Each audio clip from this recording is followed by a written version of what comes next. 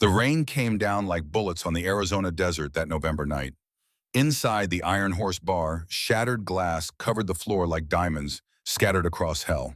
The neon Budweiser sign flickered, casting red shadows across three figures huddled behind the oak bar counter. Marcus Steele Garrison pressed his back against the wood, his Colt .45 steady in his right hand, despite the blood running down his left arm. 58 years old, 220 pounds of muscle and scar tissue, president of the Phoenix chapter of the Hells Angels for a decade. He'd survived the Gulf War, survived 35 years of the outlaw life, survived losing the only woman he'd ever loved. Tonight he might not survive at all.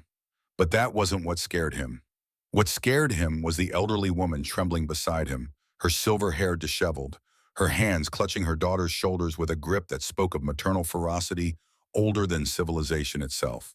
Loretta Wilson, 65 years old, a widow who'd answered his classified ad for a cook 6 months ago and somehow ended up meaning more to him than he'd ever admit. And her daughter Maggie, 28, scared but defiant, her arms wrapped around her own daughter, sleeping fitfully in her lap. Little Clementine, 5 years old, still believing in superheroes. "Boss," the shout came from Wrench Maddox, Marcus's vice president, crouched behind an overturned table near the door. They got the whole block locked down. Another burst of gunfire. Wood splintered. Bottles exploded behind the bar. Whiskey and beer mixing with broken glass and blood. Marcus turned to Loretta. Her eyes met his. 65 years of living had taught her to read men, and what she saw in Marcus's face made her straighten her spine. "Nobody touches them," Marcus said, his voice gravel and certainty. "Nobody." Outside, someone shouted his name. The voice belonged to Cage Thornton, brother of the Outlaws MC, president, currently sitting in a federal holding cell. 17 confirmed kills in Mexico, a man who'd broken out of El Paso maximum security just to make this moment happen. "Garrison, send out the women, this ends clean." Marcus's jaw clenched, his finger tightened on the trigger. Loretta placed her hand over his, gentle, the way she'd touched his shoulder 100 times over 6 months, when she'd found him staring at nothing, lost in memories of Margaret. "We fight," she whispered. Those 2 words. Simple. Absolute. Marcus looked at this woman who'd walked into his life with nothing but pride and desperation and a talent for cooking that had somehow reminded him what it meant to be human again. "Yeah," he said, "we fight." 6 months earlier, dawn broke over Red Canyon Ranch the way it always did. Harsh, unforgiving, beautiful in that way the Arizona desert specialized in. All red rock, an endless sky and heat that hadn't quite started building yet, but promised to punish anything foolish enough to still be breathing come noon. Marcus Garrison woke at 5 in the morning because his body didn't know how to do anything else. 33 years since the Gulf War, and some habits were carved into bone, deeper than any tattoo. He sat on the edge of his bed in the ranch house he'd bought with Margaret back in 1995. 29 years they'd planned to grow old here. 29 years that got cut short to 26 when the cancer took her in 2021. 3 years, 1,095 days of waking up alone. Marcus stood 6'2" of weathered muscle and scarred history. The mirror showed him what he already knew. Gray in his beard lines around his eyes, the scar on his left shoulder, where Iraqi shrapnel had nearly ended him in 1991. The Marine Corps Eagle Globe and anchor tattooed on his right bicep, faded but still recognizable. The Hells Angels death's head on his left forearm, sharp as the day he'd earned it. He pulled on jeans boots, his worn leather vest with the patches that told his whole story to anyone who knew how to read them. President Patch, Hells Angels bottom rocker, veteran pins. MC culture was all about communication through symbols, and Marcus's symbols said he'd survived things that would have killed most people. But the symbol he touched most often was the one in his wallet, a photograph creased and faded. Margaret standing in this very kitchen, flour on her hands, laughing at something he'd said. The last photo he'd taken before the diagnosis. The kitchen where she'd stood was empty now, had been for 3 years. Marcus made coffee, black strong enough to strip paint. He drank it standing at the counter looking out the window at 200 acres of high desert. Half of it good for nothing but making a man feel small. His phone buzzed. Text from Wrench. Church at 9. Outlaws sniffing around again. Marcus typed back. Be there. He dumped the rest of his coffee in the sink, checked the Colt .45 he kept in the kitchen drawer, verified the magazine, chambered around, and slid it into the holster at his back. The Glock 19 went into an ankle holster. The knife, a KA bar from his Marine days, clipped inside his boot. A man made enemies in this life. A smart man stayed ready. The Phoenix Chapter Clubhouse sat on the eastern edge of the city, a squat concrete building that had been a tire shop once upon a time. Now it was painted black, reinforced with steel bars on the windows, and decorated with a 10-foot Hells Angels emblem that could be seen from the highway. 23 motorcycles were parked out front when Marcus arrived. His 1998 Harley-Davidson Road King Cherry Red, with enough chrome to blind you in sunlight, took its place at the head of the line. President's privilege. Inside the clubhouse smelled like motor oil, cigarettes, and brotherhood. 25 men ranging in age from 28 to 67, representing every kind of working-class backbone America still possessed. Mechanics, electricians, construction workers. A few who'd been to war, all of them bound by the same code. Loyalty to the patch, loyalty to each other, and absolutely no cooperation with anyone who tried to make them compromise either one. They called it church, the weekly meeting where business got handled, votes got taken, and problems got solved, the way problems had been solved since the first MC chapters formed after World War II. Marcus took his seat at the head of the table. Wrench sat to his right, a 52-year-old ex-Navy Seabee with hands like hammers and a mind for strategy that had saved their asses more than once. The others filled in around the scarred wooden table. When Marcus rapped his knuckles twice against the wood, every conversation stopped. Outlaws, Marcus said. Boa. One word. Enough. Every man in the room knew what it meant.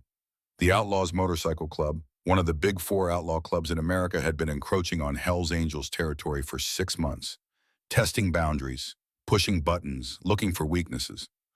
Last week they found me, Marcus continued. Decker Thornton came by the ranch, offered partnership in a gun operation.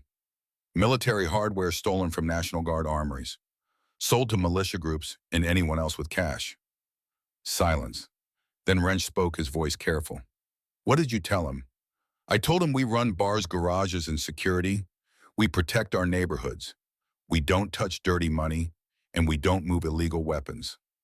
One of the younger members, a kid named Jesse, spoke up. But boss outlaws don't take no for an answer. Marcus's eyes pale blue and cold as winter sky settled on Jesse. The kid was 28, eager, didn't understand yet that some lines couldn't be uncrossed. Then they're going to learn, Marcus said. Wrench cleared his throat. Boss, we need to talk about your situation. Marcus tensed. What situation? You've been living on pizza and canned soup for 3 years. Half the guys have seen your fridge. It's pathetic. Laughter rippled around the table. Marcus scowled.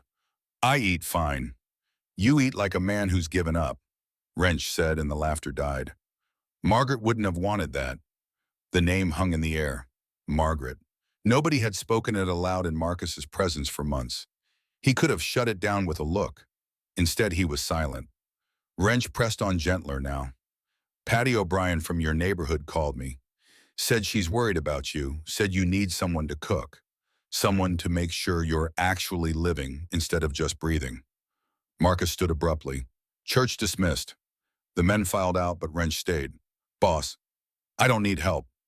Margaret would have kicked your ass for this. Marcus turned. For a moment, Wrench saw past the armor, saw the grief, saw the loneliness that came from losing your partner and not knowing how to exist without them. She would have, Marcus admitted quietly. Let Patty help. She knows someone. Good woman needs work. Marcus looked at his friend for a long moment, then nodded once, just once. Loretta Wilson stood in front of the bathroom mirror in her trailer and wondered when exactly she'd gotten old. 65. Hair gone silver, hands wrinkled from 6 decades of work, face lined with the kind of marks that came from raising children, burying a husband, and surviving in a country that didn't value women who'd given their best years to thankless labor. But her eyes were still sharp. Her back was still straight.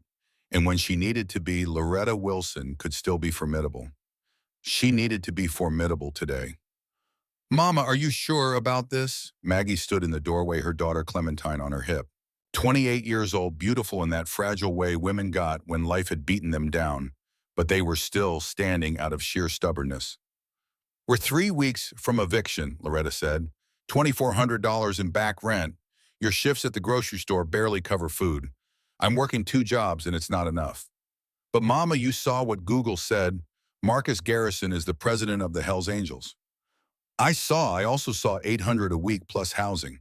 Loretta turned to face her daughter. Maggie, I cooked for the Army for 7 years. I fed 300 soldiers at a time. I can handle one biker. Maggie's eyes filled with tears. What if he's like Dalton? Loretta's expression hardened. Dalton Reed, Maggie's ex-husband, currently serving 5 years in state prison for assault and trafficking. A man who'd introduced them both to what evil looked like up close. Then I'll know within 5 minutes, Loretta said, and we'll leave. And she picked up the flyer she'd found at the post office, handwritten in neat block letters. Cook needed. 800 per week plus housing. Call for interview. Below it, a phone number and an address, Red Canyon Ranch. Marcus Garrison. Loretta had called. A man's voice, rough as sandpaper, had answered on the third ring. Yeah, I'm calling about the cook position. Silence, then you can cook. 40 years experience. Come by tomorrow, 3 o'clock. We'll see. Click. Loretta had stared at her phone, not exactly warm but honest, direct. She could work with direct. Now standing in her cramped trailer bathroom with her daughter and granddaughter watching her, Loretta straightened her shoulders and made a decision that would change all their lives. Get Clem ready, she said. We're going. Red Canyon Ranch sat 30 miles outside Phoenix, accessed by a dirt road that wound through scrub brush and red rock formations that looked like God had started carving sculptures and gotten distracted. The ranch house was old but well-maintained. Single-story painted white with a deep porch. Behind it, Loretta could see outbuildings, a large garage, and a smaller cottage. 3 Harley-Davidsons were parked near the garage. A black pickup truck sat in the circular driveway. Everything was clean, organized, purposeful. Maggie gripped the steering wheel of their 20-year-old Honda Civic. Mama, I'm scared. Me too, baby. That's why we're brave. They parked. Loretta smoothed her dress, a simple blue cotton thing that had seen better days but was clean and pressed. Maggie wore jeans and a blouse, her dark hair pulled back, her hands trembling slightly. Clementine, oblivious to the tension, pointed at the motorcycles. Mama, look, big bikes. The front door opened before they reached the porch. Marcus Garrison stepped out, and Loretta understood immediately why grown men followed him. He was huge, not in a soft way, but in the way of men who'd built their strength through decades of hard work and harder living. His leather vest hung open over a black t-shirt that showed arms covered in tattoos and scars. His beard was gray, his eyes were cold, and his face was the kind that had forgotten how to smile. But he wasn't looking at Loretta with cruelty, just assessment, the way a wolf might watch something approaching its territory. Wary, ready. Mrs. Wilson, his voice matched his appearance. Gravel and whiskey. Yes, sir. This is my daughter Magnolia and my granddaughter Clementine. Marcus's eyes moved to Maggie, then to the little girl. Something flickered in his expression. Gone so fast, Loretta almost missed it. But she was 65 years old, and she'd raised 2 children and buried a husband. She knew grief when she saw it. Come in. The house was clean but empty. Not empty of furniture, but empty of life. Like a museum of someone else's existence. Photos on the wall showed a younger Marcus in marine dress blues. A woman with kind eyes standing beside him in a wedding photo. The same woman older laughing in a kitchen. No recent photos. Nothing that suggested anyone actually lived here now. Marcus led them to the kitchen. It was large, well-equipped, and clearly hadn't been used for anything beyond reheating pizza in years. He turned, crossed his arms. Why do you want to work for me? Loretta met his eyes, held them. Because I need money. Because my daughter and granddaughter are 3 weeks from being homeless. Because I cook better than anyone you've ever met, and you need someone to feed you before you forget what real food tastes like. Marcus's eyebrow raised slightly. You know who I am. I know you're Marcus Garrison. I know you're president of the Hells Angels Phoenix chapter. I know you served in the Marines during the Gulf War, and I know that you haven't had a decent meal since your wife died 3 years ago. The temperature in the room dropped about 10 degrees. Maggie inhaled sharply, but Loretta didn't flinch. Marcus stared at her, really stared, looking for something. Finally, he spoke. Cook me dinner. Now, if it's good, you have got the job. Loretta surveyed the kitchen like a general surveying a battlefield. The refrigerator held beer, expired bacon, and eggs of questionable age. The freezer had ice and nothing else. But the pantry revealed possibilities. Flour, potatoes, onions, canned tomatoes, dried herbs that were probably older than clementine but might still have some life in them. Maggie, what can I do? Watch Clem and stay out of my way. Loretta worked, 65 years old, but her hands remembered every lesson the Army had taught her. Every recipe she'd perfected feeding school children for 3 decades. Every trick she'd learned keeping a family fed on poverty wages. She made shepherd's pie. Ground beef she found in the freezer browned with onions and tomatoes, seasoned with those ancient herbs brought back to life with a little heat and faith. Mashed potatoes, real ones, whipped with butter and milk, she sent Maggie to buy from the corner store 5 miles down the road. A crust on top that came out golden and perfect. She made bread. Simple, fast, the kind that didn't need time to rise because time was a luxury she didn't have. Just flour and baking powder and buttermilk rolled out and cut and baked until the kitchen filled with the smell of home. She made coffee, strong and black the way military men liked it, the way men who carried weight preferred it. 45 minutes after she'd started, Loretta set a plate in front of Marcus Garrison and waited.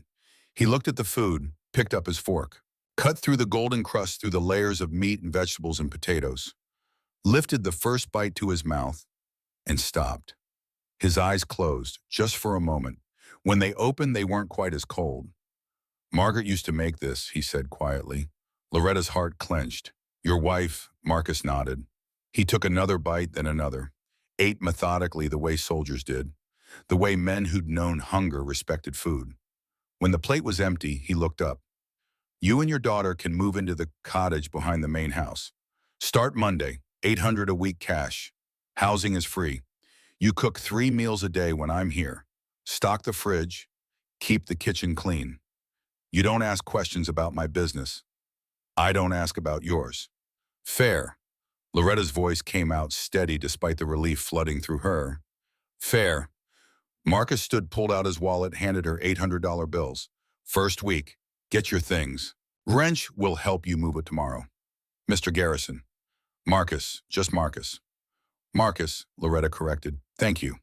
He looked uncomfortable with gratitude. Nodded once. Thank you for the meal. Been a long time since anyone cooked in that kitchen. As Loretta, Maggie, and Clementine prepared to leave, Marcus walked them to their car. Clementine, fearless in the way only 5-year-olds could be, looked up at this massive, scarred man and smiled. You're really big, she said. Marcus's lips twitched, almost a smile. Yeah, I am. Do you have any little girls? The question landed like a punch. Marcus's face went carefully blank. No. That's sad. Little girls are nice. Clem. Maggie pulled her daughter toward the car, mortified. But Marcus crouched down, bringing himself to Clementine's level. Up close, Loretta could see the scars. The one on his temple. The one that split his left eyebrow. The smaller ones that marked his knuckles from a lifetime of fighting. You're right, he said to Clementine. Little girls are nice. You take care of your mama and grandma, okay? Okay. Marcus stood as they got in the car, watched them drive away. Loretta glanced in the rearview mirror. Marcus Garrison stood in his driveway, alone, a man surrounded by 200 acres of emptiness. Mama, Maggie said softly, I think he's the saddest man I've ever seen. Loretta thought about the empty house, the unused kitchen, the photos of a woman who'd loved him and left him alone in the worst possible way. Yeah, baby, she said. I think you're right. They were halfway back to the trailer park when the black SUV appeared behind them. Maggie noticed it first. Mama, that truck's been following us since we left the ranch. Loretta checked the mirror. Sure enough, a massive black Escalade windows tinted darker than legal keeping pace 3 car lengths back. Might be nothing. Might be Dalton's friends. The name sent ice through Loretta's veins. Dalton Reed, Maggie's ex-husband, currently serving 5 years for assault and weapons trafficking. But Dalton had connections. Dalton had debts. And Dalton had friends who didn't forget. Stay calm, Loretta said.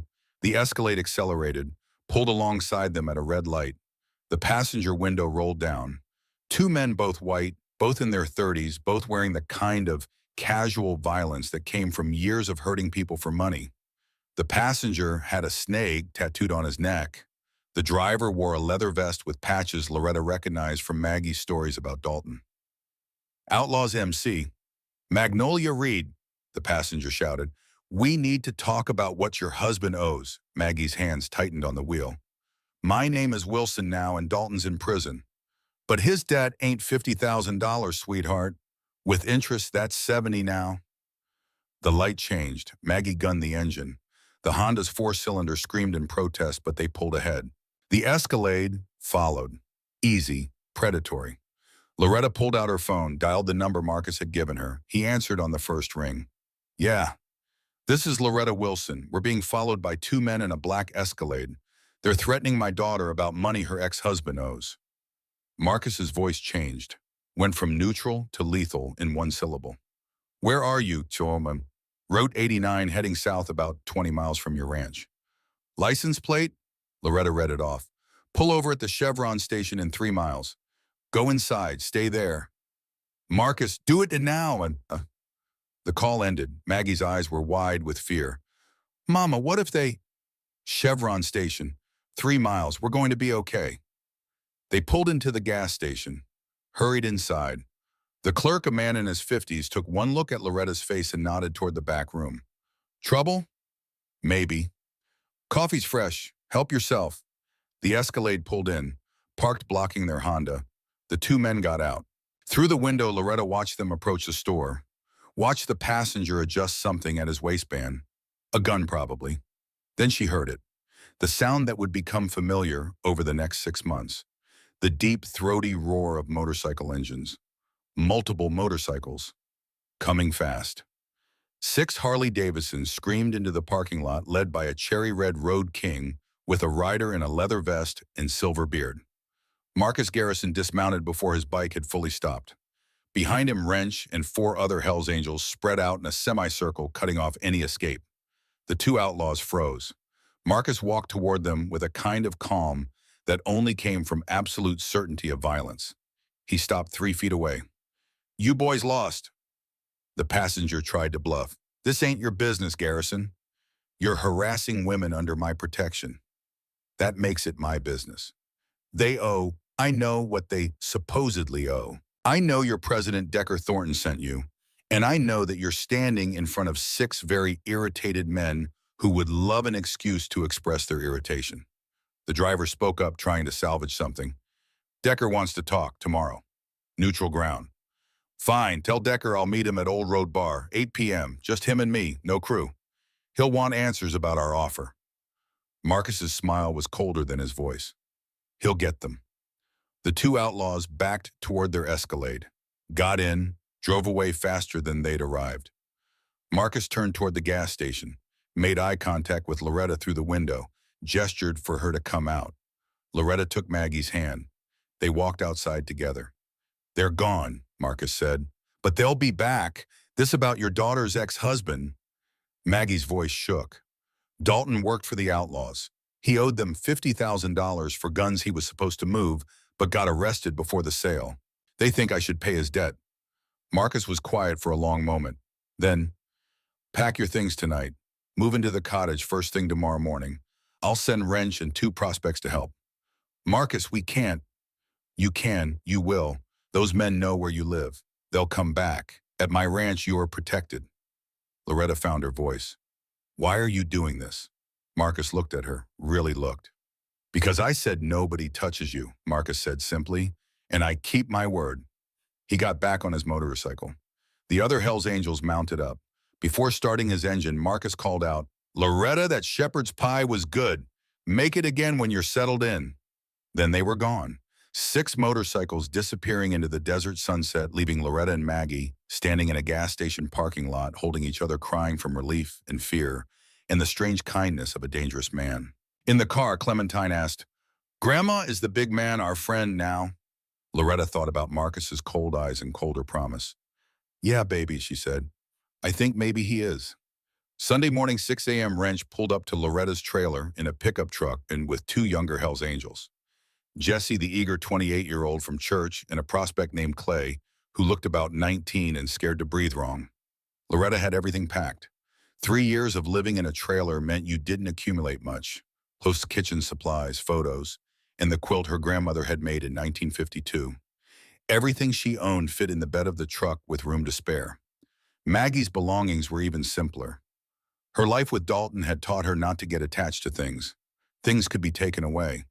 Things could be destroyed in a drunken rage. Better to travel light.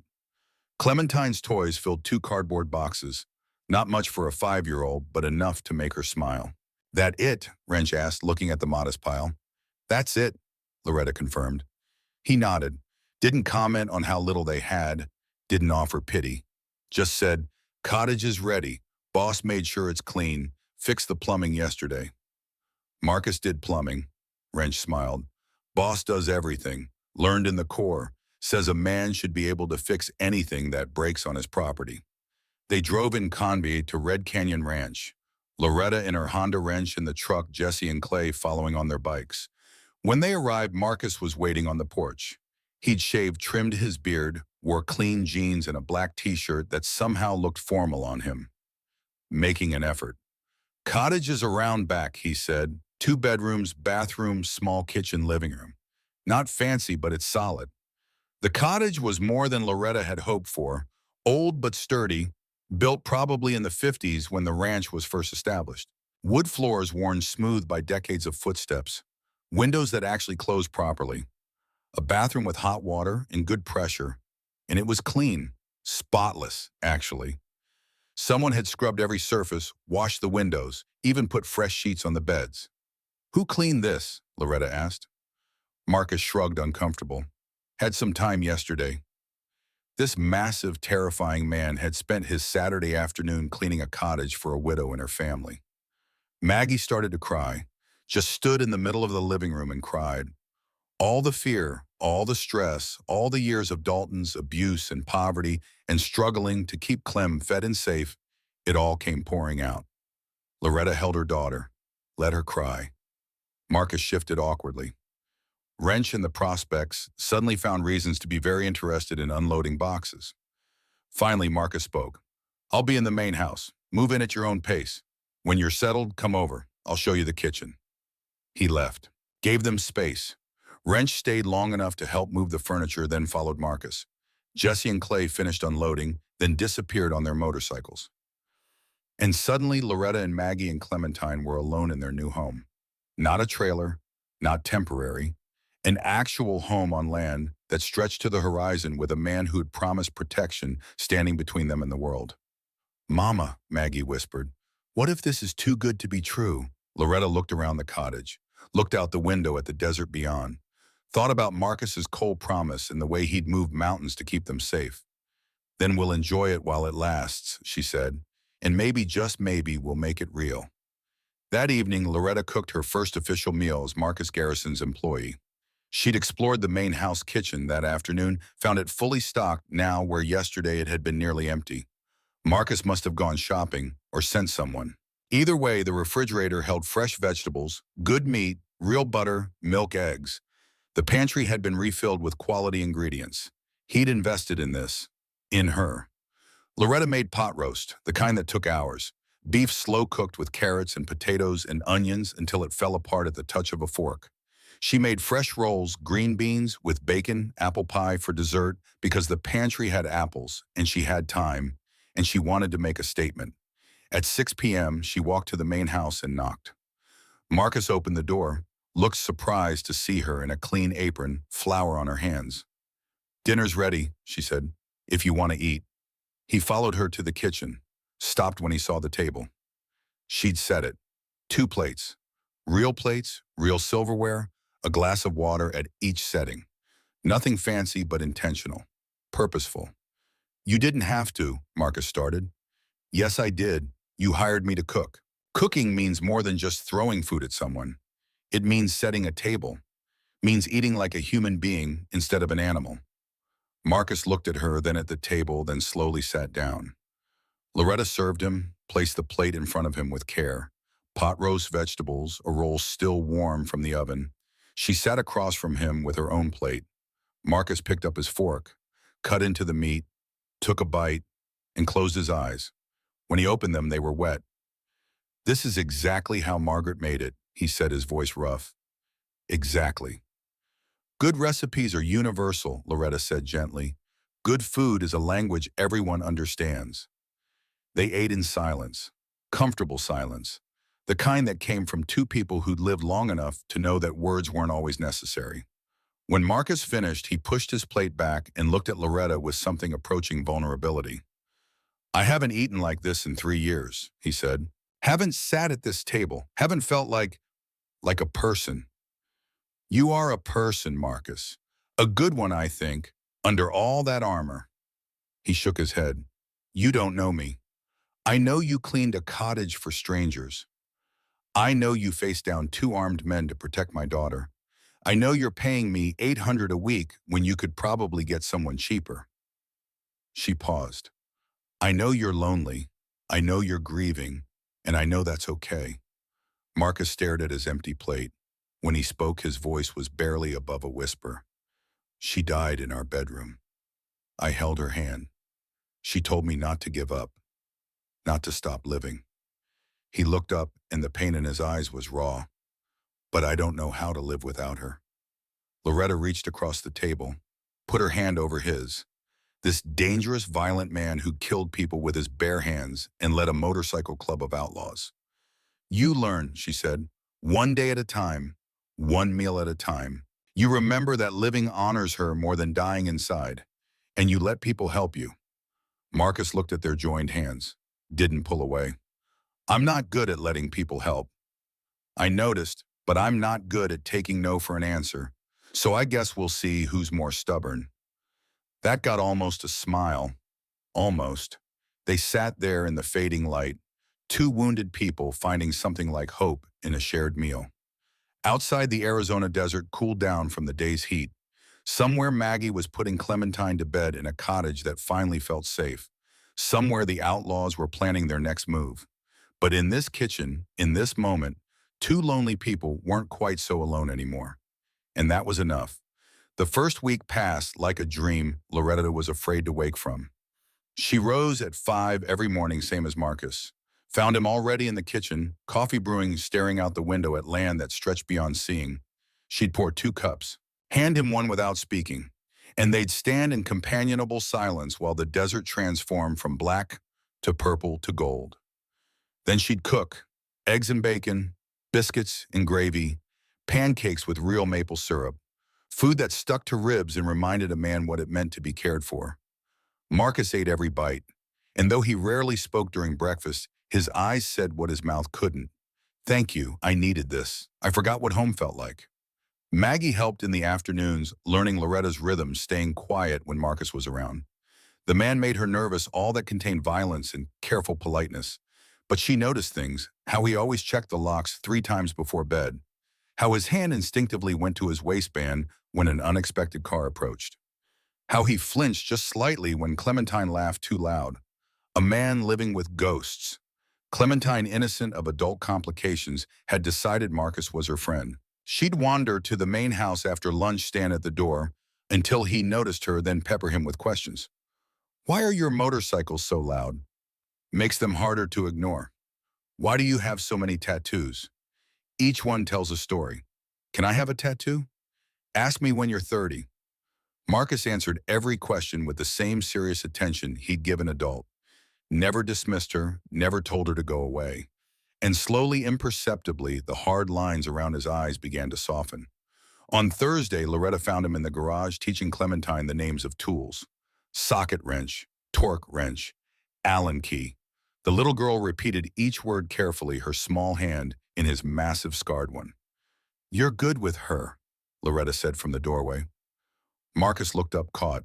She asked questions. I answer. Margaret wanted children. The question was bold, Loretta knew it, but sometimes boldness was the only way through. Marcus was quiet for a long time. Then, couldn't have them. Cancer took that possibility before we even knew we wanted it. By the time we decided to adopt, the diagnosis came. He looked at Clementine, who was now trying to pick up a wrench twice her size. Would have been a good mom. You would have been a good father. Maybe, we'll never know. But watching him guide Clementine's hands, showing her how to hold the tool properly, Loretta thought, you already are. Friday evening, Wrench and four other Hells Angels came for dinner. Loretta had been warned, but the reality of five massive bikers crowding into Marcus's kitchen still took adjustment. They were polite, almost courtly, calling her ma'am and complimenting the food with genuine appreciation. The food was worth complimenting. Fried chicken, mashed potatoes, coleslaw, cornbread, comfort food elevated to art. Boss Wrench said around his third piece of chicken, "You've been holding out on us. Why didn't you hire Mrs. Wilson 3 years ago?" "Wasn't ready," Marcus said simply. The men understood. They'd all seen him after Margaret died, the drinking, the fights, the slow retreat into himself. This dinner, this laughter, this almost normalcy was resurrection. Loretta watched the dynamics. Wrench clearly second in command, intelligent behind the rough exterior. Jesse young and eager to prove himself. Clay, the prospect barely speaking, absorbing everything. Two others, Hank and Bear, older men with military bearing and careful eyes. These weren't thugs. They were brothers, bound by something deeper than blood. After dinner, as the men lounged with coffee and pie, Jesse asked the question everyone had been dancing around. "Boss, what about the outlaws? Decker's going to want an answer." The temperature in the room changed, became focused, dangerous.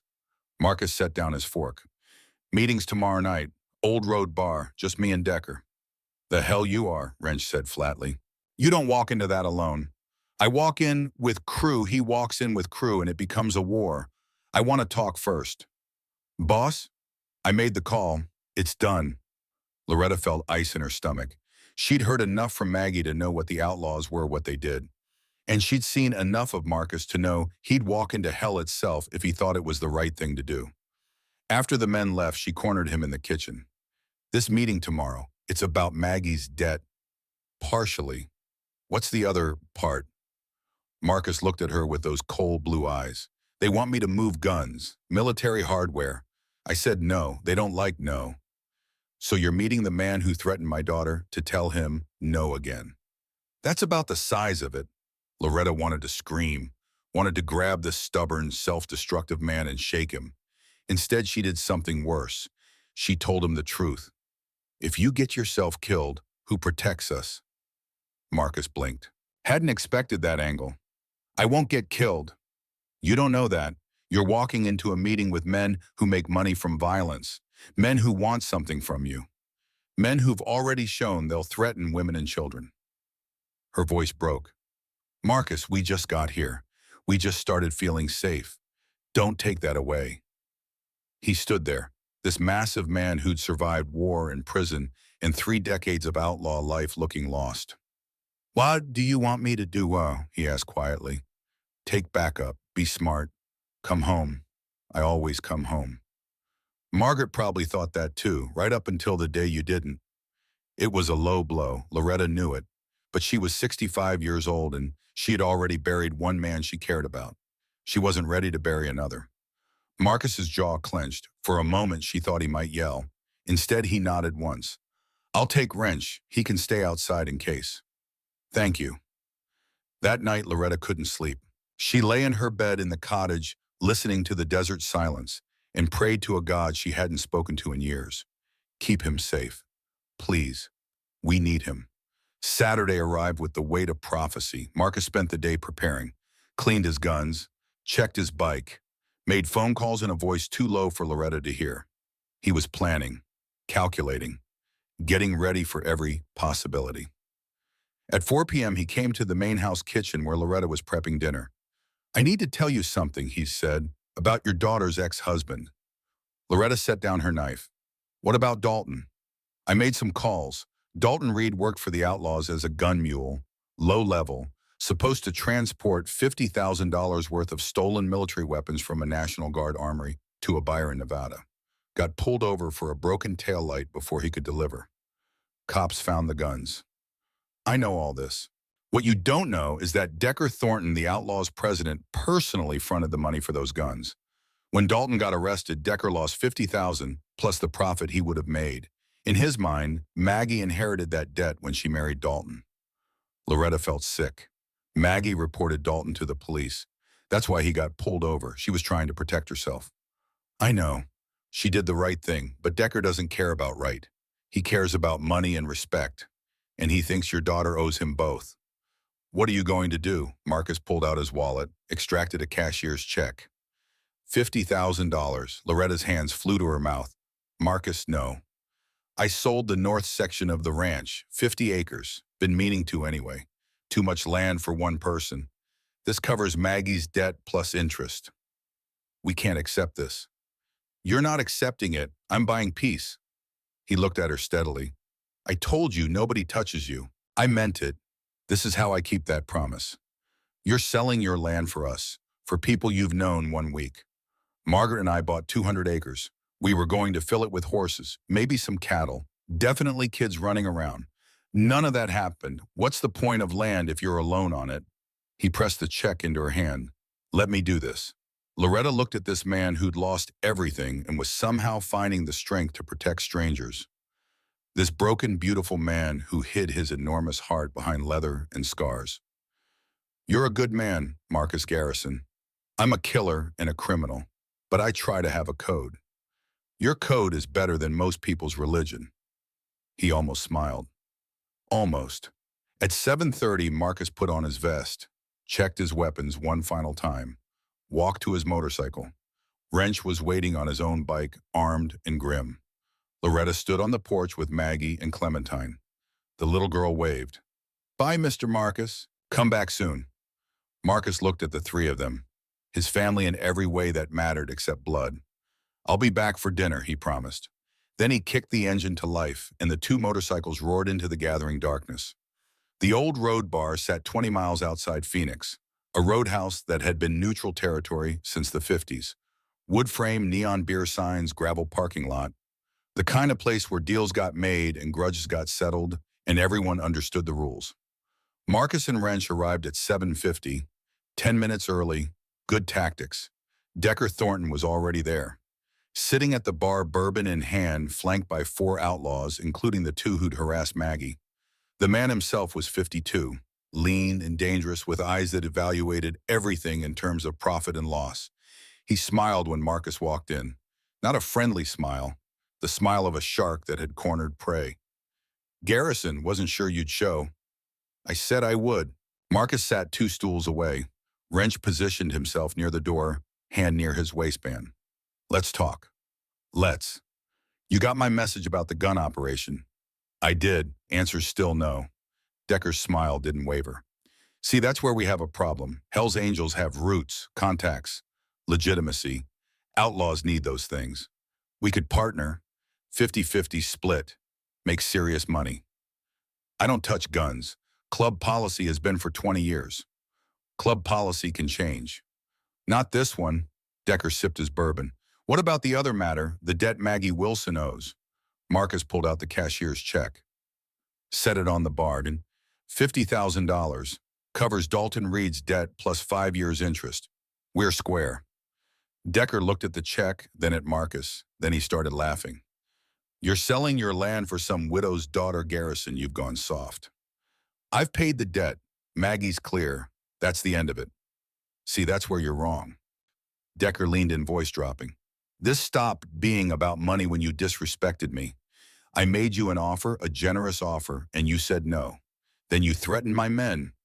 Then you decided you're some kind of white knight for 2 women who mean nothing. Marcus's voice went cold. They mean something to me. That's your problem. In this life, caring about people makes you weak, makes you vulnerable. Decker smiled. Makes you easy to manipulate. The threat was clear. Crystal. Marcus stood slowly, 6'2", 220, radiating controlled violence. You touch them, and I'll burn everything you own to the ground. Big talk from one man. I'm not one man. I'm president of a Hells Angels chapter. You make a move on my people, and you're at war with the entire organization. Every chapter from here to Oakland will put you in the ground. Ask yourself if 70 grand is worth that. Decker's smile faded. He'd forgotten momentarily what Marcus represented. Not just himself. An organization. A brotherhood that had been fighting and surviving since before either of them were born. This isn't over, Decker said. Yes, it is. You take the money. You leave Maggie alone. You stop pushing the gun operation. and we all go back to our corners. Or you push and you find out what happens when you threaten a Hells Angels family. Marcus dropped the check on the bar and walked out. Wrench followed, hands still near his gun eyes on the outlaws. They made it to their bikes, started them. Got halfway down the road before Wrench spoke over the helmet comms. "Boss, that went too easy." "I know. He's planning something." "I know that too." They rode back to the ranch in silence, both men understanding that the storm was coming. The only question was when. Marcus pulled into his driveway at 9:15. Loretta was waiting on the porch, arms crossed, looking like a mother hen ready to fight wolves. He dismounted, walked up the steps. Let her see that he was whole and unharmed. "Dinner's cold," she said. "I'll eat it anyway." "Did it work?" "Don't know yet. Paid the debt. Made it clear what happens if they push. Now we wait."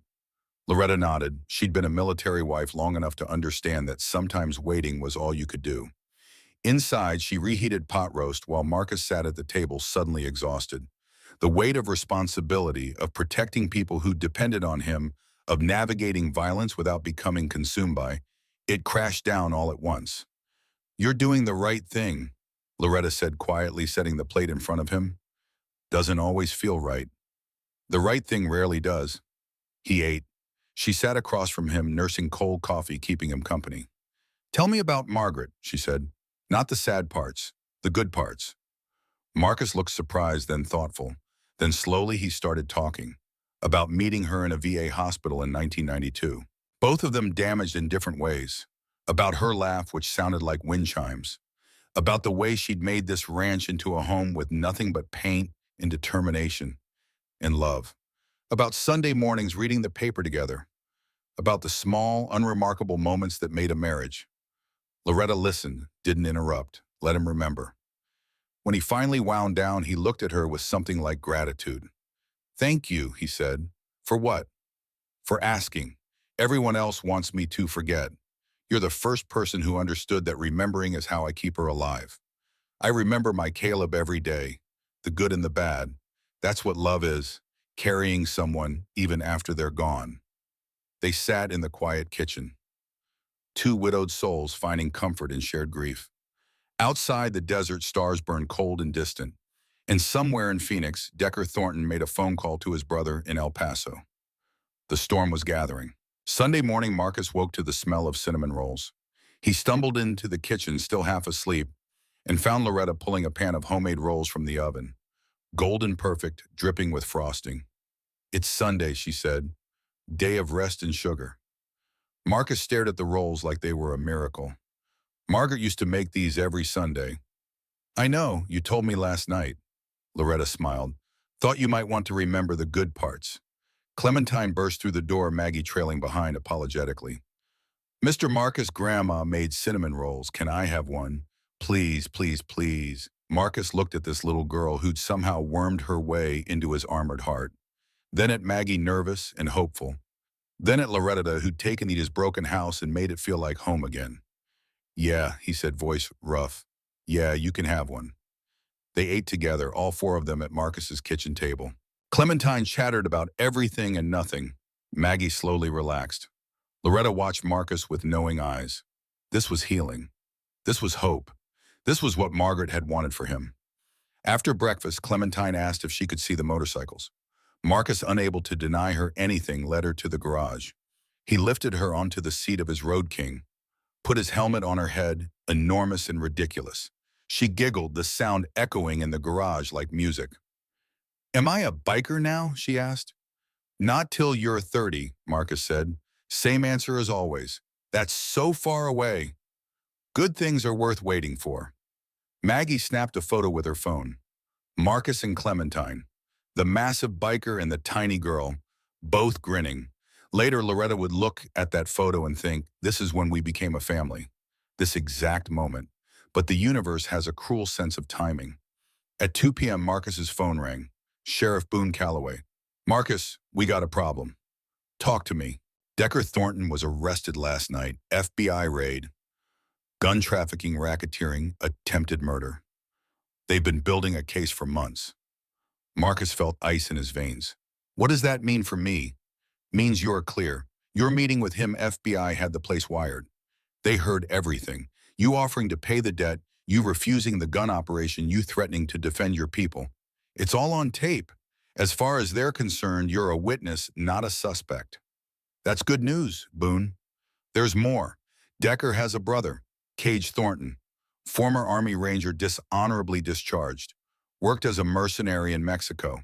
He's been in El Paso maximum security for the past 3 years, killed 2 rival cartel members in a bar fight. Why are you telling me this? Boone's voice went grim. Because he escaped last night, killed 2 guards, walked out like smoke. FBI thinks Decker might have arranged it before the arrest. Marcus's blood ran cold. Where is he? Unknown. But Marcus, this guy isn't like Decker. Decker's a businessman who uses violence as a tool. Cage is violence. Pure and simple. 17 confirmed kills in Mexico. Tortured an informant for 3 days before killing him. He's a psychopath with ranger training and nothing to lose. He'll come for me. He'll come for what you care about. That's how he operates. Makes you watch while he destroys everything, then kills you last. Marcus looked through the window, saw Loretta hanging laundry, saw Maggie reading on the porch, saw Clementine playing with a stick, lost in imagination. His family, his responsibility, his to protect. Boone, I need you to take them, the 3 of them, put them somewhere safe. I can do that, but Marcus, do it now, today. I'll handle Cage. You can't handle him alone. I won't be alone. I've got 20 brothers who will die before they let him touch what's mine. He hung up, walked outside, called Loretta over. Her smile died when she saw his face. What happened? Pack a bag, you, Maggie, and Clementine. You're leaving now. Marcus, the man I told you about, Decker's brother, he escaped prison. He's coming here, and I can't protect you if you're here. Maggie had come over hearing the urgency. Where are we going? Sheriff Calloway's ranch, 40 miles north. Secure. He's ex-Marine, same as me. He'll keep you safe. Loretta's eyes filled with tears, not fear, anger. We just got here. We just started feeling like we belonged. And you'll come back when this is over, I promise. What if you don't survive this? Marcus took her hands. Rough, calloused hands that had cooked for him, cared for him, brought him back to life. I've survived worse. I survived war. I survived losing Margaret. I'll survive this. But I can't do it if I'm worrying about you. Let us stay. Let us help.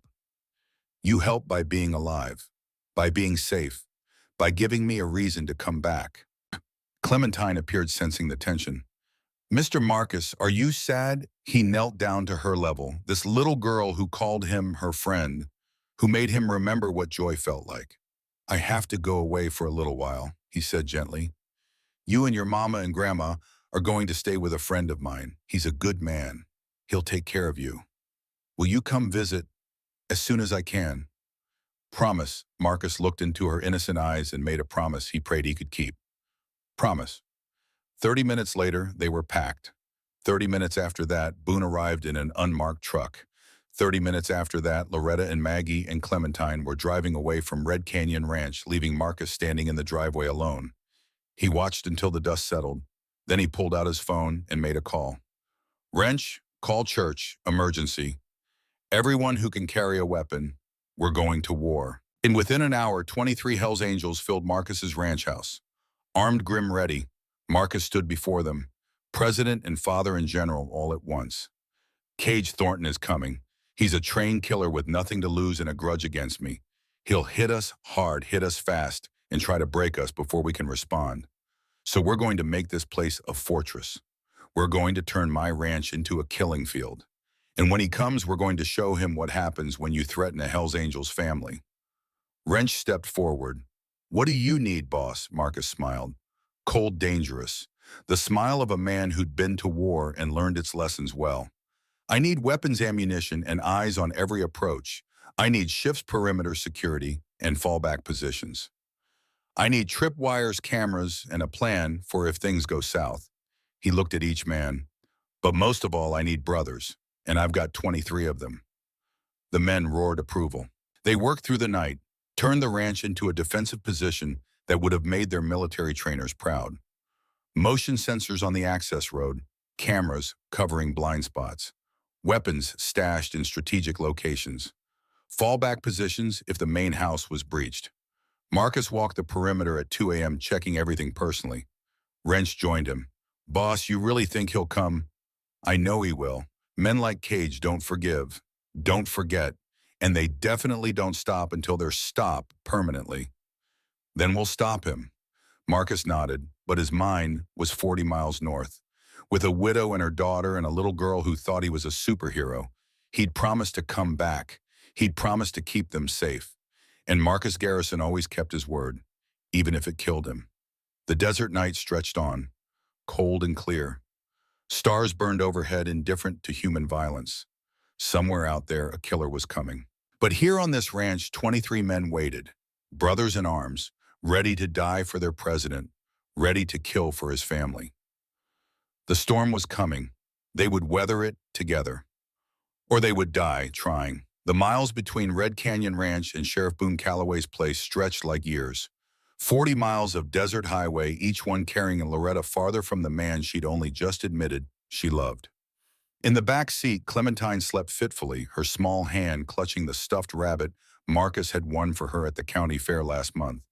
Maggie drove in silence, knuckles white on the steering wheel, checking the rearview mirror every 30 seconds, like Cage Thornton might materialize from the dust behind them. Loretta watched the landscape blur past. Red rock formations that had stood for millennia, indifferent to human drama. The desert had a way of putting things in perspective. It had been here long before any of them. It would be here long after. But perspective didn't ease the tightness in her chest.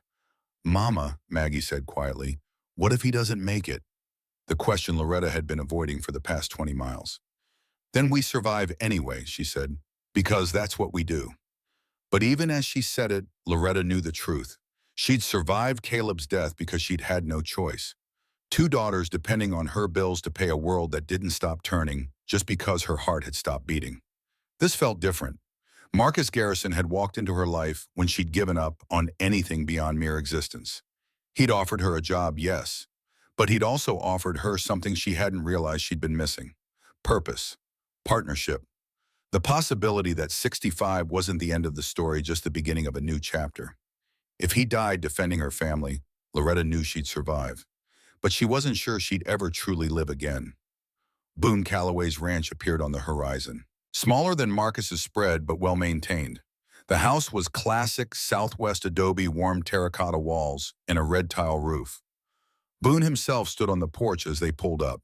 58 years old, built like a man who still ran 5 miles every morning, hair gone silver, but eyes still sharp.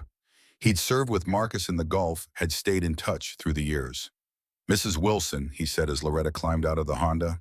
"Maggie, let's get you inside." His wife Rachel appeared in the doorway, 60 years old, a former Army nurse with gentle hands and steel in her spine. "Come on, sweetheart," Rachel said to Clementine. "I've got fresh lemonade and cookies.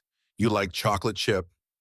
Clementine nodded, still sleepy, and followed Rachel inside without question. Inside, the house smelled like coffee and lavender. The living room was comfortable without being cluttered. Photos on the mantel showed Boone and Rachel's life together. Their wedding, him in dress blues. Their 2 sons grown now with families of their own. A good life built on love and service. "You'll stay in the guest wing," Boone said. 2 bedrooms, bathroom between them. "Rachel will get you settled. I need to make some calls." He disappeared into his office, already on the phone with the FBI field office. Rachel showed them to the rooms. Clean, simple, safe. But Loretta couldn't shake the feeling of being in a cage, even a comfortable one. That night, after Maggie and Clementine were asleep, Loretta sat on the porch with Rachel. "You're thinking about going back," Rachel said. Not a question. Loretta looked at her. "That obvious?" "I've seen that look before. On soldiers who had to leave their brothers behind. On mothers who had to evacuate while their sons stayed to fight." Rachel sipped her tea. The look of someone who knows they're safe but hates themselves for it. "I should be there. You should be exactly where you are, protecting your daughter and granddaughter. That's what Marcus needs from you right now. What he needs is backup, support, not me hiding 40 miles away." Rachel was quiet for a moment. "What did you do in the Army, Loretta?" food service, cooked for 300 soldiers at a time. Nothing glamorous. But you know the military. You understand tactics, logistics, the way operations work. I suppose. Then you know that sometimes the bravest thing as soldiers can do is wait, hold position, trust their team. Rachel looked at her. Marcus is fighting for you, all of you. Don't dishonor that by second-guessing his decision. Loretta knew Rachel was right, but knowing and accepting were different things. She went to bed but didn't sleep. Lay in the unfamiliar room listening to unfamiliar sounds, thinking about Marcus, about the ranch that had become home in such a short time, about the life she'd glimpsed with him. Somewhere around midnight, Loretta made a decision.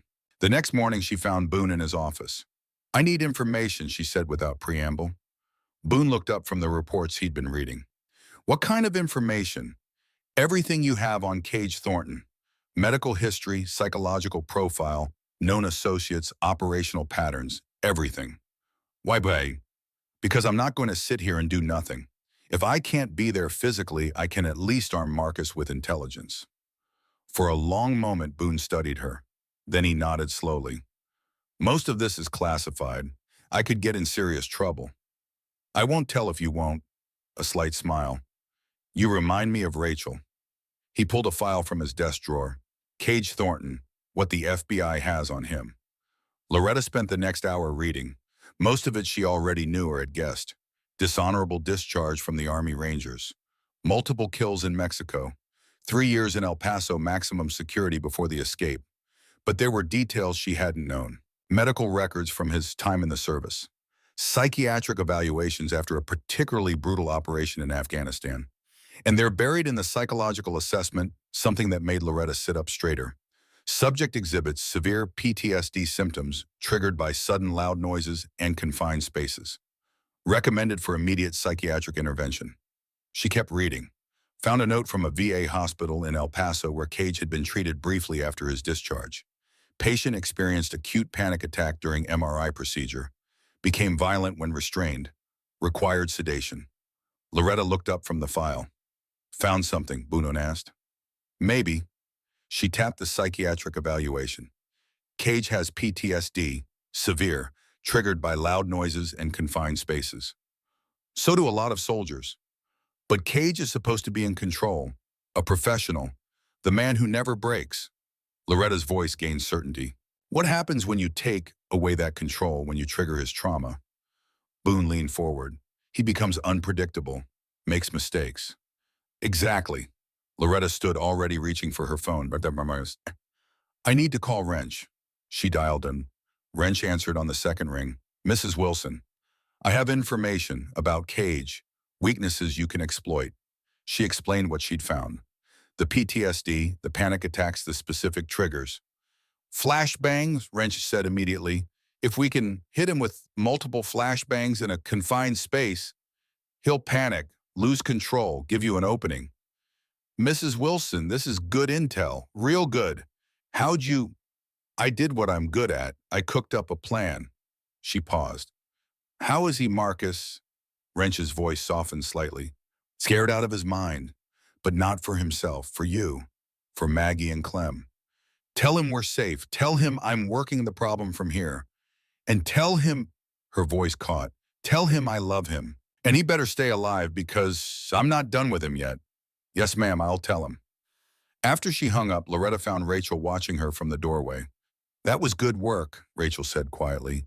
It's not enough. I'm still here and he's there. For now, something in Rachel's tone made Loretta look at her sharply. What do you mean? Rachel glanced toward Boone's office, then back to Loretta. Boone took the keys to the ranch truck, left them on the counter. Very unlike him. Usually keeps them in his pocket. Loretta's heart began to beat faster. Rachel, what the? I'm not saying anything, just observing. Rachel's eyes held understanding. But if someone were to hypothetically decide they needed to be somewhere else tonight, I'd make sure Maggie and Clementine were well taken care of. You'd cover for me.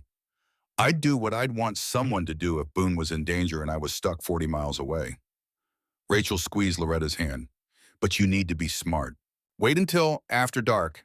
Take the back roads. And Loretta, don't go unarmed. Rachel opened a cabinet, pulled out a Glock 19. Know how to use one of these. Loretta took the weapon, checked the magazine with practiced ease. Caleb made sure I knew. Caleb was a wise man. The rest of the day crawled by. Loretta played with Clementine, trying to maintain normalcy, made lunch, acted like everything was fine. But her mind was already 40 miles north, planning the drive, thinking through what she'd do when she got there. Maggie noticed. Of course she did. Mama, you're planning something. They were folding laundry in the guest room, Clementine napping after lunch. Loretta considered lying, decided her daughter deserved better. I'm going back. Maggie's hands stilled on the towel she'd been folding. Went tonight after dark. Mama, no, it's too dangerous. Marcus sent us here to be safe. And I'm grateful for that. But I can't sit here, knowing he's facing Cage Thornton while I hide. Loretta met her daughter's eyes. I have information that could save lives. I have skills they need. And I have the right to stand beside the man I love when he's in danger. What about us? What if something happens to you? Then you stay here with Rachel and Boone until it's safe. You raise Clementine to be strong and brave and not afraid to fight for what matters. Loretta cupped Maggie's face. But baby, I can't be the woman I'm trying to teach that little girl to become if I abandon Marcus when he needs me most. Maggie was crying now. I just got you back. After Daddy died, you were so sad for so long. Then we found this place, found Marcus, and you came alive again. I can't lose that. I can't lose you. You won't, I promise. A promise Loretta had no business making, but made anyway because her daughter needed to hear it. I've survived too much to die now. I'm too stubborn. Maggie laughed through her tears. You really are. They held each other for a long moment. Be careful, Maggie whispered. Always. That evening, Loretta played one more game with Clementine, read one more bedtime story, tucked her granddaughter in, and kissed her forehead. Love you, Grandma, Clementine murmured. Love you more, sweetheart. At midnight, Loretta slipped out of the guest room. She'd changed into dark jeans, a dark shirt, practical boots. The Glock was tucked into a holster at the small of her back. The truck keys were exactly where Rachel had left them. Loretta picked them up, felt their weight, the weight of a choice, of agency, of refusing to be passive when action was required. She left a note. Gone to finish what we started. Keep my girls safe. L. The truck started with a rumble that sounded deafening in the quiet night. Loretta half expected Boone to come running out, but the house remained dark and silent, permission given through absence. Loretta put the truck in gear and headed north, back toward Red Canyon Ranch, back toward Marcus, back toward a fight that was hers as much as his. The desert highway was empty at this hour. No lights except her headlights cutting through darkness. The landscape rolled past familiar now. She'd driven this route how many times: grocery runs, trips into Phoenix, the simple errands of building a life. A life she refused to lose now that she'd found it. Her phone buzzed. A text from Rachel: drive safe. Shoot straight. Come home. Loretta smiled. You texted back, yes, ma'am. 40 miles became 30, 20, 10. As she approached Red Canyon Ranch, Loretta killed the headlights. Drove the last 2 miles by moonlight, using back roads Marcus had shown her during their early morning rides on the four-wheelers. Always have a back door, he'd said. Always have an exit strategy. She parked the truck a quarter mile out, hidden behind a rock formation. Grabbed the small backpack she'd prepared. Water first aid kit, the Glock extra magazines. And then Loretta Wilson, 65-year-old widow, former Army cook grandmother, began the walk toward whatever came next. The ranch came into view slowly. No lights, which was good. They were maintaining operational security. But she could see shadows moving. Men in position, the Hells Angels preparing for siege. Loretta crept closer, using the terrain for cover the way Caleb had taught her during their years living in rural Texas. She was 50 yards from the main house when a voice stopped her. Identify yourself. Loretta froze, recognized the voice. Jesse. It's Loretta Wilson, she said quietly. Don't shoot me, Jesse. That would be awkward to explain to Marcus. A flashlight beam found her face, then immediately cut off.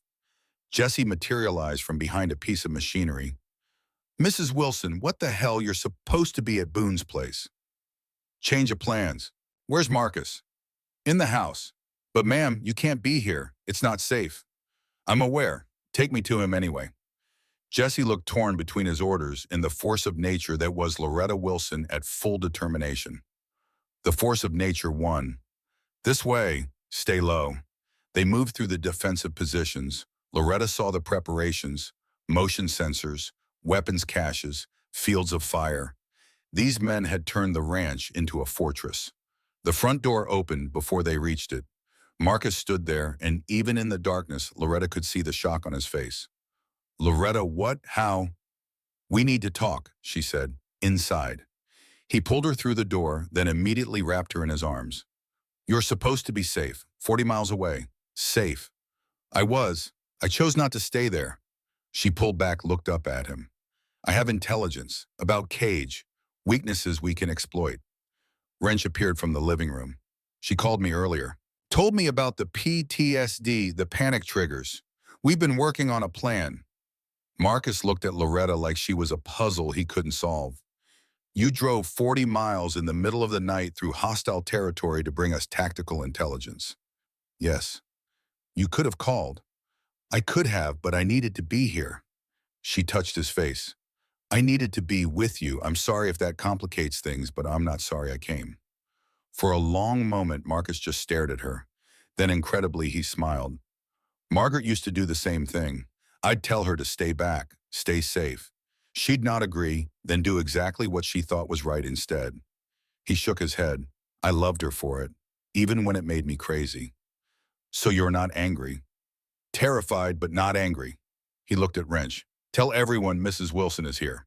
She's not leaving. We work around it. Wrench nodded and disappeared. Marcus led Loretta to the kitchen. Even now, even preparing for battle, this room felt like home. Tell me everything, Marcus said. So Loretta did. Explained about the psychiatric reports the PTSD triggers the panic attacks. Explained the plans she had discussed with Wrench. It's not guaranteed, she admitted. PTSD is unpredictable. He might have learned to control it, but it's a weakness, and right now we need every advantage. Marcus listened, his expression growing more thoughtful. This is good, really good. You've given us a real chance here. That's all I wanted, a chance. He took her hands. Loretta, if this goes bad, it won't. But if it does, I need you to promise me something. Marcus, promise me you'll take Wrench and whoever's left, and you'll get out. You'll go back to Boone's place, get Maggie and Clem, and you'll disappear. New names, new life somewhere, Cage or anyone else can never find you. Loretta shook her head. I'm not making that promise. Loretta, no. I spent 4 years after Caleb died just existing, going through motions, surviving but not living. Then I walked into this ranch and you gave me my life back. Purpose, hope, love. Her voice was fierce. I'm not running, not from this, not from you. We win together or we lose together. That's the only promise I'm making. Marcus closed his eyes. When he opened them, they were wet. I don't deserve you. Probably not, but you're stuck with me anyway. They sat in the kitchen holding hands across the table while outside the preparations continued. Around 2 in the morning, Wrench came in. Motion sensors just triggered, single vehicle, no lights, about 2 miles out. Marcus stood. This is it. Loretta stood too. What do you need me to do? Stay in the house with the wounded if we have any. You've got medical training from the Army. It made sense. She wasn't a fighter, but she could help save those who were. Okay. Marcus cupped her face, kissed her, deep and desperate and full of all the things they hadn't had time to say. I love you, he said. I love you. And Marcus, fight smart, not brave. Smart. He smiled. Yes, ma'am. Then he was gone, moving to his position. Wrench followed after squeezing Loretta's shoulder. Glad you're here, Mrs. Wilson. We fight better knowing what we're protecting. Loretta was left alone in the kitchen, the heart of the home, the place where she'd rebuilt Marcus one meal at a time. Now she waited to see if he'd survive to eat another. The explosion came at 3:17 a.m. The garage erupted in flame and sound. The blast wave rattled windows even in the main house. Loretta ran to the window, saw Marcus's beautiful motorcycles consumed by fire. But she didn't have time to mourn. Gunfire erupted from 3 directions simultaneously. The distinctive crack of AR-15s, the deeper boom of shotguns. Cage had brought an army. Loretta moved to the first floor window, staying low, watching. Counting muzzle flashes. At least 15 attackers. Maybe more. Professional. Coordinated. This wasn't a gang fight. This was a military operation. The radio on the kitchen counter crackled. "Mrs. Wilson, we've got wounded." Hank took one in the leg. Bear's shoulder. "Can you help?" "Bringing them in now, or you need me to come to you." "We're falling back to the house. 30 seconds. Loretta cleared the kitchen table with one sweep of her arm. Plates and coffee cups crashed to the floor. She didn't care. Lives mattered more than dishes. She grabbed the first aid kit from under the sink. Bandages, tourniquets, quick clot IV supplies. She'd learned battlefield medicine from Caleb, who'd learned it in the first Gulf War. The back door burst open. Bear stumbled in, supporting Hank. Blood poured from Hank's leg, arterial, bad. Bear's shoulder was bleeding too, but he'd stay conscious. "Table," Loretta ordered. "Get him on the table." They complied. Loretta's hands moved with muscle memory, 40 years old. Cut away the pant leg, found the wound. Through and through, but it had nicked the femoral artery. "This is going to hurt," she told Hank. "Do it." She packed the wound with quick clot, applied pressure. Hank screamed, but Loretta didn't flinch. Couldn't afford to. She got the bleeding under control, wrapped the wound tight. "You'll live, but you're done fighting tonight." "Like hell." "That's an order from your combat medic. You fight on that leg, you'll bleed out in 5 minutes. You stay here, stay still, you'll see tomorrow." Hank subsided. Loretta turned to Bear. "Sit." His shoulder was a flesh wound, painful but not life-threatening. She cleaned it, bandaged. It gave him a handful of ibuprofen. "You're good to go if you have to." "Thank you, ma'am." More gunfire outside. Closer now. They were being pushed back. Jesse's voice over the radio. "We can't hold the west side, they're flanking." "Marcus, fall back to the house. Everyone fall back now." Loretta heard boots on the porch. Men retreating in good order, covering each other. They poured into the house, taking up positions at windows. 14 men. They'd started with 23. Marcus came down from upstairs, face grim. He saw Hank on the table, Bear bandaged, and his expression flickered with relief. "Nice work. I've had practice." The gunfire stopped. Sudden silence. Then a voice from outside, deep, controlled, amused. "Marcus Garrison, I'm impressed." Cage Thornton had arrived. Loretta moved to a window, looked out. She could see him now, 6'4", built like violence incarnate, standing 50 yards from the house with 15 armed men around him. "You've got discipline," Cage continued. "You've got tactics, but you don't have a way out." Marcus positioned himself at a second-floor window. "What do you want, Cage?" "Want brother, I want everything you took from me. You got my brother arrested. You disrespected my family. Your brother made his choices. I just protected my people." Cage laughed. The sound sent ice down Loretta's spine. "Your people, you mean the widow, the single mom, the little girl?" Loretta's hands clenched. He was going to use them against Marcus. She wouldn't allow it. Before Marcus could respond, before anyone could stop her, Loretta walked to the front door. "Mrs. Wilson, no." Wrench lunged for her. Loretta evaded him, opened the door, stepped out into the firelight. Behind her, she heard Marcus roar her name. But she was already walking forward, hands visible, unarmed, approaching Cage Thornton like she was approaching a negotiation instead of walking toward a trained killer. Cage's men raised their weapons. Cage held up a hand, stopping them. "Well now," he said. "Who are you?" to them. Loretta stopped 20 feet away. "I'm Loretta Wilson. I work for Marcus Garrison. I'm here to negotiate." Cage stared at her. Then he started laughing. "You're out of your mind, old woman. Get back inside before you get hurt. Shoot me and you lose leverage. Marcus will kill you for killing an unarmed woman." Loretta kept her voice steady. "You're smart enough to know that." Behind her, she could feel Marcus's rage and terror, but he didn't shoot, didn't compromise her play, trusted her. "What makes you think I want to negotiate?" Cage asked. "Because you're a professional, and professionals understand cost-benefit analysis." Loretta stepped closer. "I know who you are, Cage Thornton, former Army Ranger, dishonorably discharged, PTSD from operations in Afghanistan, treatment at El Paso 5, a hospital." Cage's smile disappeared. How do you?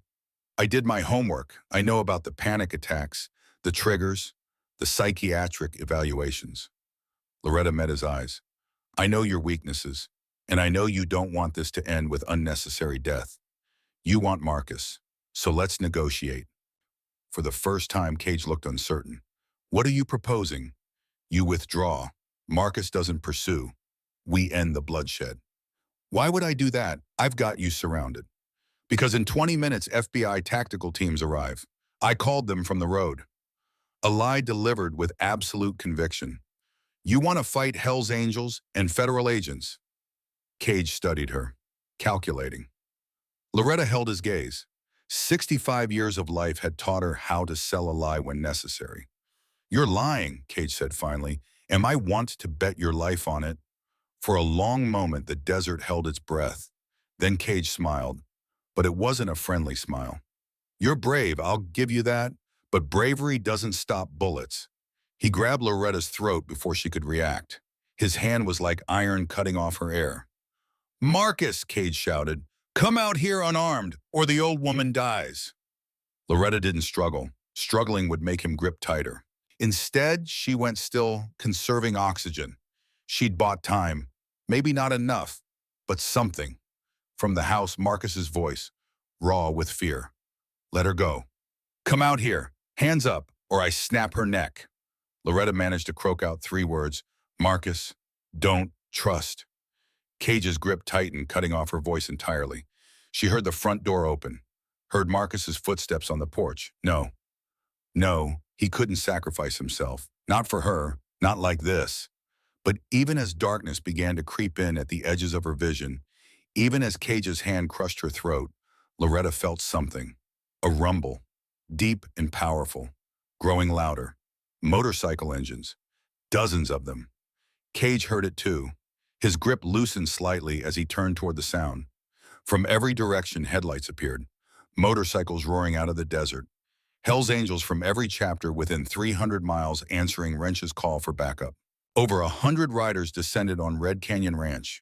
Cage's mercenaries, seeing the numbers broke, scattered, ran for their vehicles. In the confusion, Cage's attention wavered for half a second. Loretta drove her elbow into his solar plexus with every ounce of strength she had. He grunted, released her. She staggered back, gasping for air. Cage reached for his gun, aimed it at her heart. The shot came from behind Loretta. Sheriff Boone, rifle raised, standing next to an FBI tactical van. Cage looked down at the red stains spreading across his chest. Looked at Loretta with something like surprise. You weren't bluffing, he said. Then his knees buckled. Boone shot him again. This time Cage went down and stayed down. Loretta stood there, throat aching, chest heaving, as federal agents swarmed the property. As Hell's Angels rounded up the fleeing mercenaries. Then Marcus was there, pulling her into his arms, checking her throat where Cage's hand had left angry red marks. You could have died, he said. You could have, but I didn't. Loretta's voice was hoarse but steady. I played the only card I had, and it worked. You called the FBI. From Boone's truck on the way here. Told them Cage was attacking. They were already staging nearby. She smiled despite the pain. I meant what I said to Cage. I did my homework. Marcus pulled her closer. Around them, agents were securing the scene. Paramedics were treating wounded. They'd won. But as Loretta leaned against Marcus, feeling his heart beat against her cheek, she knew the real victory wasn't tactical. It was this. 2 broken people who'd found each other, who'd fought for each other, who'd refused to let violence and loss define their future. Take me inside, she said. I want to sit in our kitchen. I want normal. Just for a minute. Yes, ma'am. They walked toward the house together, toward home, toward whatever came next, toward life. 3 months passed like a river finding new channels through old stone. The shoulder healed. Not perfectly, there would be stiffness when the temperature dropped, a reluctance in the joint that would remind Loretta every winter. But her hands knew healing. She'd overseen Marcus's physical therapy with fierce attention. Every morning before dawn, guiding him through exercises, stretches that made his eyes water. Ice packs and heat packs, and her quiet insistence that pain was just the body's way of rebuilding. Marcus watched from the kitchen doorway most mornings, coffee in hand. After the 3rd week, he started joining them. His own injuries from Cage had left permanent damage. His back bothered him on cold mornings. But they did the exercises together, Loretta supervising Marcus and the ranch hands moving through their agonies in companionable silence. The ranch had transformed. What had been Marcus's fortress of solitude had become something else. A kitchen that ran morning to night, voices in rooms silent for years. Maggie's laughter from the cottage as Clementine chased after Emma in the yard. The sound of Silas Harper's truck pulling up most evenings, tools rattling in the bed. And the people who came. They started arriving in January. The first was Angela, 32 years old, one black eye, healing to yellow-green, a daughter named Maya who was 6 and hadn't spoken since watching her father put his fist through a wall. Sheriff Boone had called Loretta directly. "Bring them," Loretta had said. Angela stayed 5 weeks, long enough to file for divorce, long enough for Maya to start speaking again, one word at a time. When they left, Angela hugged Loretta so hard both women's ribs creaked. "You gave me my life back," Angela whispered. "No," Loretta said. "You took it back. I just gave you a safe place to stand while you did it." After Angela came Thomas, a veteran 43 years old, PTSD so severe he couldn't sleep in a room with the door closed. Marcus set him up in the workshop building, a space with high ceilings and windows on 3 sides. Thomas stayed 3 months, learned to work with his hands again, rebuilding motorcycles alongside Marcus. By the time he left, he'd secured a job at a veterans center. Then came Maria and her 2 sons. Then Jake, a teenager whose parents had kicked him out for being gay. Then Diane, a widow whose house had burned down. One by one they arrived. One by one Loretta fed them, gave them rooms, gave them time, gave them the thing that mattered most, space to rebuild without judgment. By March, the ranch had housed 17 people. Some stayed days, some stayed months, all left with something they hadn't arrived with: hope. Loretta ran it like a military operation. Meal schedules, chore rotations, house rules posted on the refrigerator, respect everyone, clean up after yourself. No violence. If you need help, ask. Marcus provided the muscle and money. The Hells Angels donated materials, labor connections. When Angela needed a divorce lawyer, Hank handled it pro bono. When Jake needed someone to talk to his parents, Wrench showed up at their door in full colors. The Brotherhood had found a new purpose, but Loretta was the heart of it. She was the one who sat with Angela at 2 a.m. when the nightmares got bad. She was the one who convinced Thomas to try the VA hospital one more time. She was the one who taught Maya to bake cookies and watch the little girl's face light up. She was 76 years old and running a sanctuary from her kitchen. But there was a mod. Loretta woke at 4:30 every morning, went to bed after midnight most nights. Her back ached. Her hands trembled sometimes when she tried to hold a coffee cup. She wouldn't admit it to Marcus, wouldn't slow down. Marcus saw it anyway, the way she moved a little slower each week, the way she sat a little longer when she thought no one was looking. One evening in late March, after the dishes were done and the house was quiet, Marcus sat down beside her on the porch. "You're wearing yourself out," he said quietly. "I'm fine." "Loretta," his voice was gentle but firm, "you're not fine. You're exhausted. You haven't had a day off in 3 months. People need help, Marcus. I can't just—" "You can." He took her hand. "You can rest. We can hire someone, get volunteers, build a system that doesn't depend on you doing everything. This is what I'm good at. This is my purpose. I know, and it's beautiful. But purpose without rest is just another way of burning out. Margaret taught me that." He paused. "I lost her because I didn't listen when she said she needed help. I'm not losing you the same way." Loretta looked at him. This man who had been a fortress when she met him, who had slowly opened like a flower. "I'm scared," she admitted. "If I stop even for a day, someone might need help and I won't be there. Then we make sure there are other people who can be there." Marcus squeezed her hand. "You taught me that family isn't one person carrying everything. It's a network, so let's build that network stronger." The next week, they hired 2 staff members, a cook named Patricia and a house manager named David, a former social worker. Loretta trained them personally, showed them where the pots lived and how to make the beef stew everyone requested. She was meticulous, passing on not just recipes, but philosophy. "Food is love made visible," she told Patricia. "Never forget that. Sometimes a warm meal is the first kind thing someone's received in months. With help, Loretta could breathe, could sleep past 5 occasionally, could sit on the porch with Marcus in the evenings and just be. And slowly, carefully, she began to think about the future. Her future. With Marcus. They'd been married 18 months. Sometimes Loretta would catch herself looking at her ring, the simple gold band Marcus had chosen, and feel a swell of something that might have been joy or disbelief or both. She loved him deeply, in a way that scared her sometimes because the depth implied a corresponding vulnerability. But she needed him, and he needed her. And somehow that mutual need had become their greatest strength. One Saturday in April, Loretta found Emma in the kitchen attempting to make pancakes. Smoke from the pan, batter on the ceiling. "Need help?" Loretta asked. Emma looked up. "I wanted to surprise you and Papa Marcus. Make breakfast, but I think I broke the pancakes." "Pancakes are harder than they look." Loretta moved to the stove, adjusted the heat. "You know what your papa used to say when I first started cooking for him?" "What?"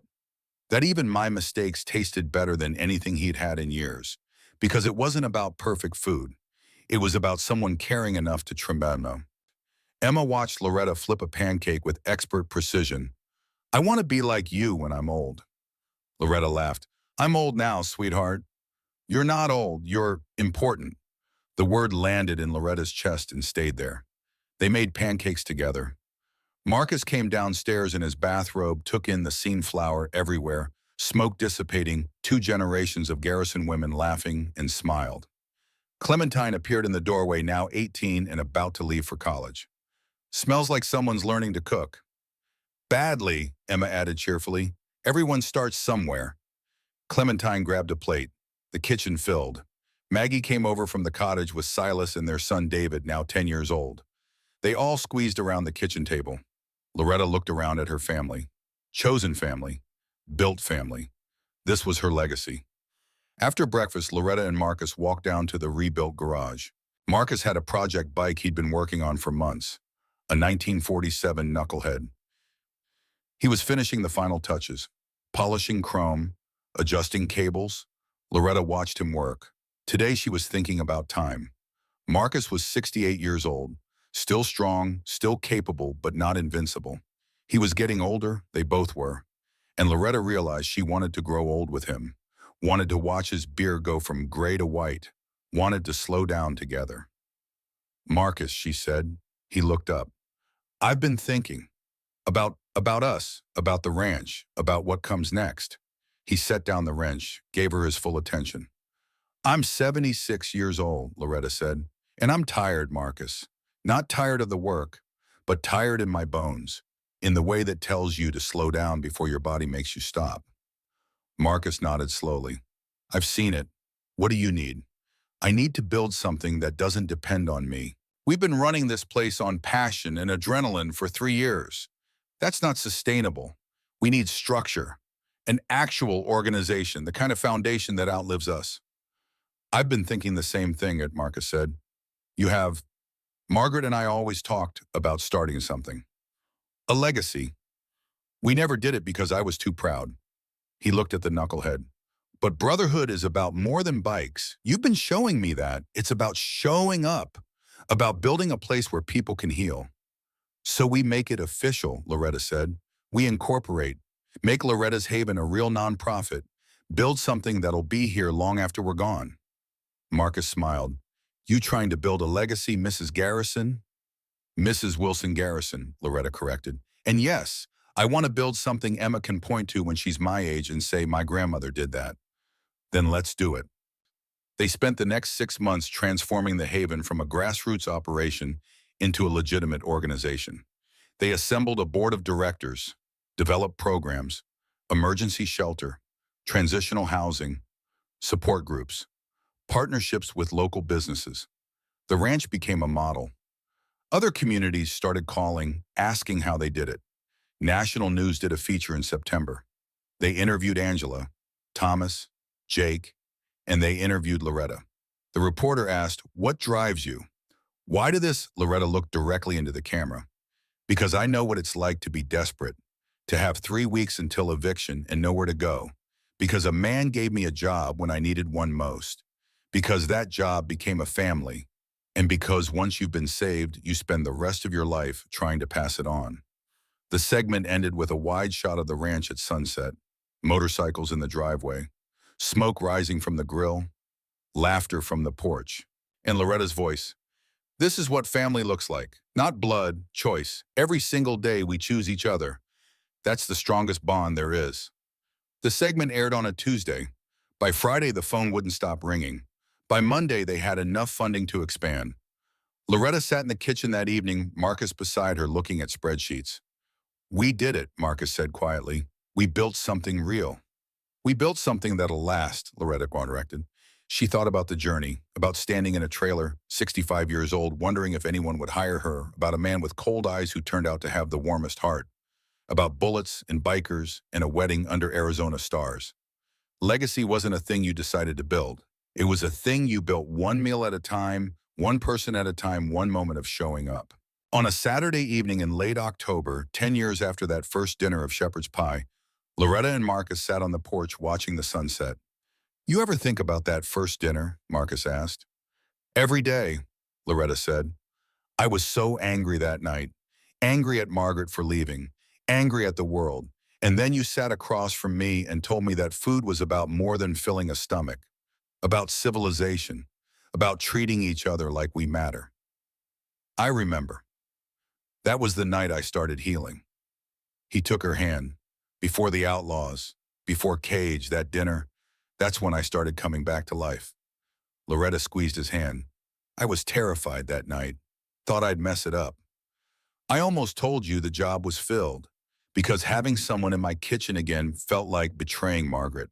And then you said cooking wasn't just throwing food at someone. And I realized Margaret would have liked you, would have wanted me to let you in. They sat in comfortable silence. Clementine's graduating next year, Loretta said. Emma's 12, time's moving. It is. I want to travel with you. Before we're too old, I want to see Montana, want to ride on the back of your bike and watch the country go by. Marcus smiled. Then we'll do it. Next summer, after Clem graduates, we'll ride north. Really? Really, the ranch will be here when we get back. Patricia and David can handle things. He paused. You've given 3 years to building this place. You've earned the right to leave it for a while. Loretta felt something release in her chest, permission to rest, to play, to be something other than the woman who fed everyone and fixed everything. Marcus's phone rang. Wrench. Boss, sorry to interrupt. Woman named Jennifer, 2 kids, just left her husband. He's looking for her. She needs a safe place tonight. Can we bring her to the ranch? Loretta and Marcus looked at each other, had the same thought simultaneously. This was it, the thing that would never stop. The calls would always come. They could say no. They had staff for this. They could enforce boundaries, but that wasn't who they were. Bring her, Loretta said. Marcus nodded. They hung up, looked at each other, started laughing. Because of course, a quiet evening would be interrupted. I'll get the cottage ready, Marcus said. I'll start dinner, Loretta said. They moved through the house with practiced efficiency. Marcus checking the cottage, Loretta in the kitchen pulling out ingredients.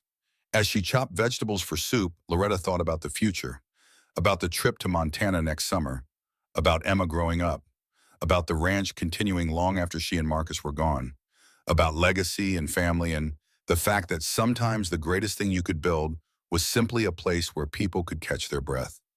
The front door opened, footsteps on the porch, a woman's voice shaky and trying to be strong for the 2 children whose hands she was holding. Loretta dried her hands, walked to the door, saw Jennifer, 30 years old, bruised jaw, terrified eyes, 2 kids behind her.